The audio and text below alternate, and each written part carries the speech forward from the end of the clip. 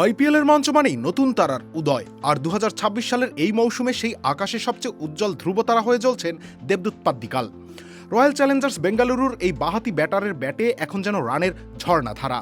তার এই অতিমানবীয় ফর্ম দেখে ভারতীয় ক্রিকেট পাড়ায় এখন তাকে জাতীয় দলে নেওয়ার গুঞ্জন। খোদ আরসিবি মেন্টর দীনেশ কার্তিকের কণ্ঠেও শোনা গেল সেই একই সুর। আইপিএলের হাই ভোল্টেজ ম্যাচে চেন্নাই সুপার কিংসের বোলারদের নিয়ে রীতিমতো ছেলে খেলা করেছেন পাদ্দিকাল। 29 বলে 50 রানের সেই ইনিংসটি কেবল ঝোড়ো ব্যাটিংয়ের প্রদর্শনী ছিল না, ছিল পরিস্থিতির সাথে মানিয়ে নেওয়ার এক ধ্রুপদী উদাহরণ।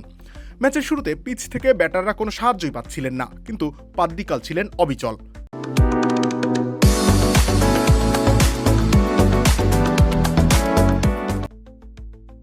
স্টার স্পোর্টসকে দেয়া এক সাক্ষাৎকারে দীনেশ কার্তিক বলেন, পাদ্দিকালের মানসিক দৃঢ়তা আমাকে সব থেকে বেশি মুগ্ধ করেছে। কঠিন সময় নিজেকে সামলে রেখে একবার হাত খোলার সুযোগ পেতেই সে যেভাবে গিয়ার পরিবর্তন করলো তা কেবল একজন জাত ক্রিকেটারের পক্ষেই সম্ভব।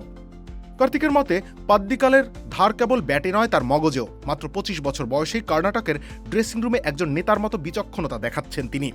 ঘরোয়া ক্রিকেটে রানের পাহাড় টপকানো এই তরুণ এখন আন্তর্জাতিক আঙিনায় পা রাখার জন্য পুরোপুরি প্রস্তুত। এখন অবধি আইপিএলে 2 ম্যাচে ব্যাট করতে নেমে 55.5 গড়ে 111 রান পাদ্দিকালের ব্যাটে এখন বেঙ্গালুরু ট্রফি ধরে রাখার স্বপ্ন বুনছে। মাঠের লড়াই তো সবে শুরু। আসর জুড়ে পাদ্দিকালের ব্যাটের এই ছন্দ যদি অক্ষয় থাকে, তবে আরসিবি ট্রফি ধরে রাখার লালসা যেমন মিটবে, তেমনি তৃপ্ত হবেন কোটি ভারতীয় সমর্থক। রবিউল ইসলাম রানী, খেলা 71।